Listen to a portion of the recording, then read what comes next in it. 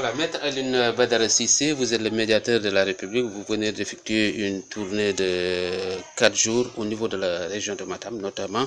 au niveau du Ferlo de la commune de Haouré. Aujourd'hui, quelles sont les conclusions, quelles sont vos appréciations par rapport à la situation que vivent les populations de cette localité? Une profonde désolation m'habite depuis que je suis entré dans le Ferlo. Je ne comprends pas, je ne comprendrai jamais et aurai certainement beaucoup de mal à me l'expliquer. Comment des populations bien de chez nous, des citoyens et compatriotes à part entière, sont maintenus dans un état de dénuement total. Au-delà de l'inaccessibilité, c'est plutôt l'incapacité de jouir des services communautaires de base. Aucun centre sanitaire, aucune voie d'accès, aucune route. Dans la plupart des villages, aucune école.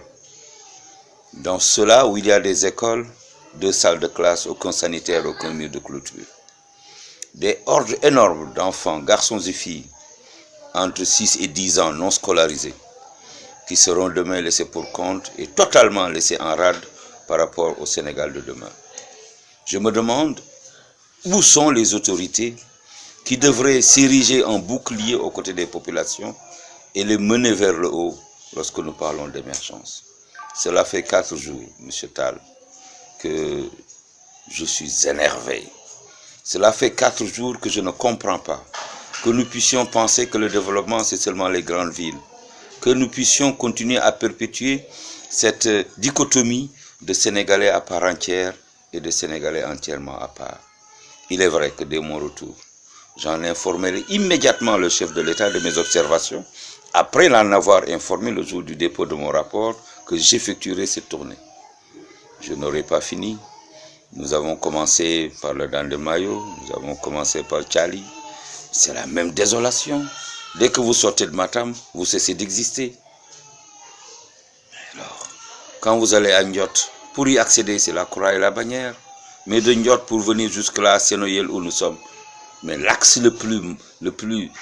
infamant, c'est vraiment celui qui va à Karé, qui nous mène à Kilongel, qui nous mène à Nyangana et qui nous mène aujourd'hui à Sénoyel où nous avons dormi. Heureusement pour nous, l'hospitalité des populations réconforte et compense pour beaucoup la désolation des uns et des autres. Ils ont quand même réussi à garder leur humanité,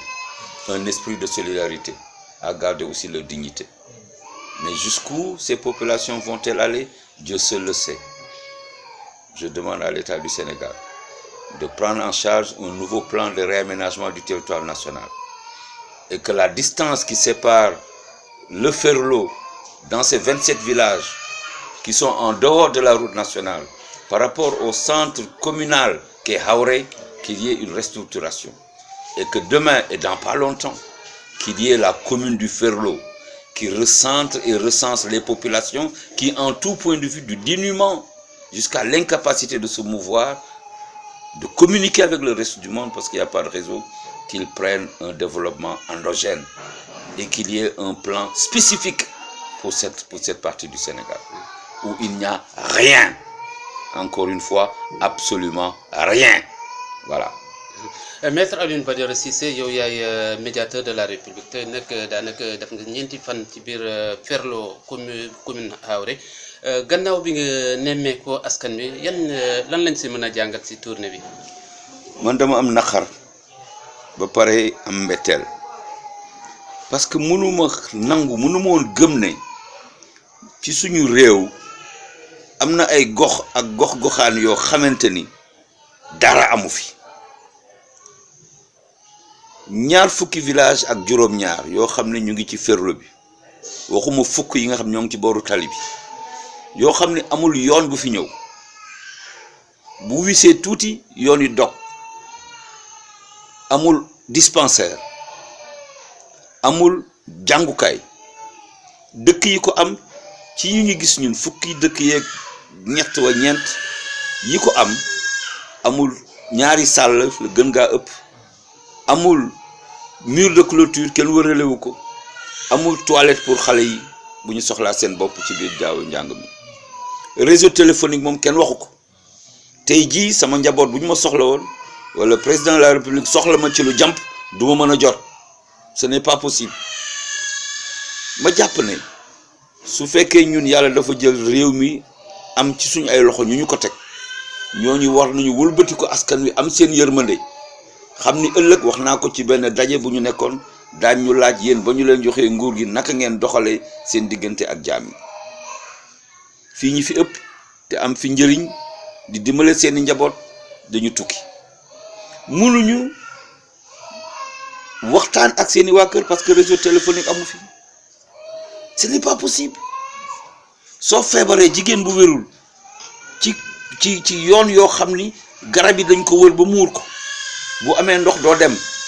poto lay doon mbaa bu nekk ban boo xam boo ci duggee doo génn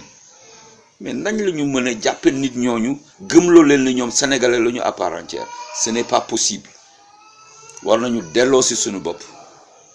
ñoo ànd démb bi ñu jógee Akaare dem ci Longel ba ñu fa jógee ñëw ñàngana fanaan si Senoyel mais sëñ bi ku ñu ni woon daa egsi fii ñun duñ ko gëm bi mu commencé xiin ñëpp seen fi dem na parce que ñu ngi naan bu wisee rek ñun dañuy càng ci àll bi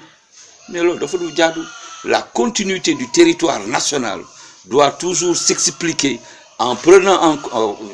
maanaam jóge Sénégal benn point war a dem beneen point waru am dog-dog mënoo ni ci biir réew mi fii laa mën a dem nawet fii mënuma fa dem noor fii laa mën a dem guddi fii mënuma fa dem bëccëg dañu war di mën a dem fu ñu neex saa yu ñu ko bëggee mais loolu amul fii dafa am jamono yoo xam moom ci ngay dox ak jamono yoo xam ne da ngay toog bu la urgence dabee doo mën a dem fenn tant que sewatul ba ndox mi fer ba et cetera mais jigéen ñi nga xam ne duñu ëmb moomuñu seen bopp suñu borom mooy programme yi am na programme moment boo xam ne bu jotee faw nga jóg jaaxal sa ay mbokk ñu war la yóbbu xale yi gis naa ay xale yoo xam ne naax lañu ay junne gune entre juróom-benni at fukki at ak ñaar fukki at ak ñett kenn jàngu ci école kenn waaw ñooñu noo bëgg ëllëg ñu nekk ay citoyens sénégalais yoo xam ne daañu bokk ci ñiy tabax réew mi daañu bokk ci ñi nga xam ne ñun bu ñu wàccee pare suñu mission ñoom ñu mën ñu wuutu yóbbu Sénégal kanam ce n'est pas possible waxoon naa président de la République bi may déposer sama rapport ni ko dinaa def tournée bi dans le Fouta d'abord et dans le Bundu ensuite tey nii bu ñu paree ndekki Bundu lañ jëm mais li ñu fi gis fii depuis ñu dugg ñu génn Matam ba ñuy egg Thiali ba ñuy egg Dunde ba ñu dem Njot mais ma ne sëñ bi man ku ma ko waxoon du ma ko gëm dama naan kii day wax rek amaana sax ni ma koy waxee ñeneen ñi ñu ngi naan kii day wax rek waaye nañ ñëw xool weer di gis bokk ci. jërëjëf médiateur Meissa tongana du pulaar voilà